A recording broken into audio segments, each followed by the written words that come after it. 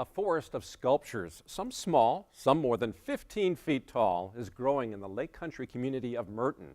The statues depict men, women, monsters, and living at the center of this expanding gallery is its resident artist, a former carpenter who sees figures where others might see junk. Jacob Kittilstad paid him a visit.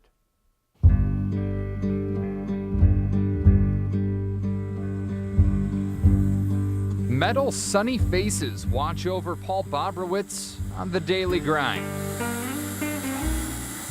But while sanding off the sharp parts of a future piece, you'll find the former carpenter, a 64-year-old, is a man with an edge. Farm machinery parts, springs, the ratchet lever for raising and lowering the plow would have been here. When I'm taking down barns, a lot of times there's old farm machinery around that is no longer wanted, or people give me old farm machinery, and I utilize that, take it all apart, and use the pieces for making. I hate art that needs a couple paragraphs to explain it.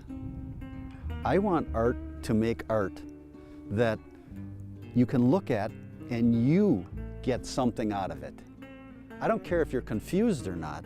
Maybe you want to know what I'm thinking. I'd rather not have you know what I'm thinking. This all started out as old fuel oil tanks that after they were cleaned out, I cut apart. Bobrowitz makes large sculptures, man-sized, dwarfed even by his larger ones, but more recently, he's making smaller, more affordable ones as well. When people want a commission, I will take them and walk them around and ask them what of my work they like. His medium, mostly metal.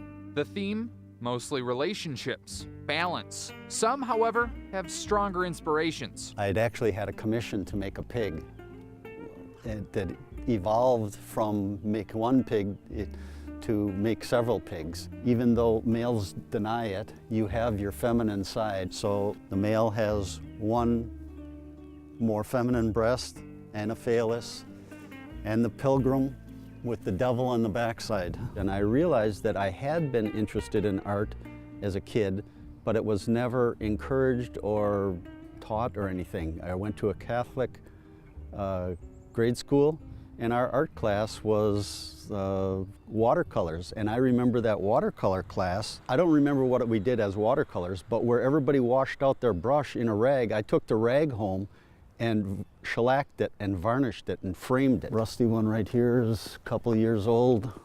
This one's about a year and a half old. In 1995, after going through personal awareness training, he says, he started working as an artist full-time. And that Catholic upbringing, black and white, right and wrong mindset changed to shades of gray.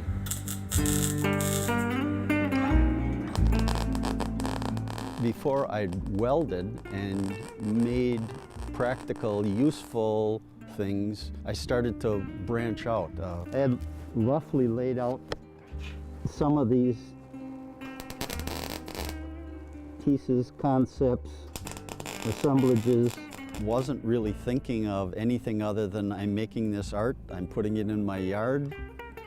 Eventually people, West Bend Art Gallery brought a group of people out here, and that was the first sale I made. One of the people who came on their bag lunch tour of this artist's yard. Now the yard has hundreds of sculptures, all but maybe one or two created by Bobrowitz, finding muses in his materials. Blew some paint through the inside to try and slow down the rust so it would last. I can be working on something, go out to the scrap pile looking for another component for the piece I'm working on, have something else call to me, and go into that and start working on that piece. If I put my heart and soul in it, it usually sells.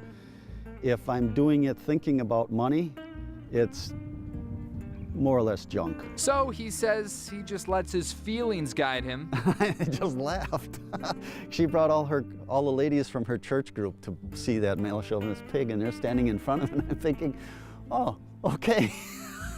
Whatever. And with their own feelings, he's encouraging visitors to judge his work in the same way. His main rule, however, is don't come after dark. It's too late for the art, at least for that day. I'm always looking at my work and thinking, is that piece finished? So I don't think a piece of art is ever done. It's always evolving.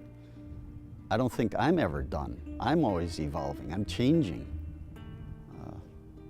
Did I answer your question? A lot more color, a lot more complex, a lot more...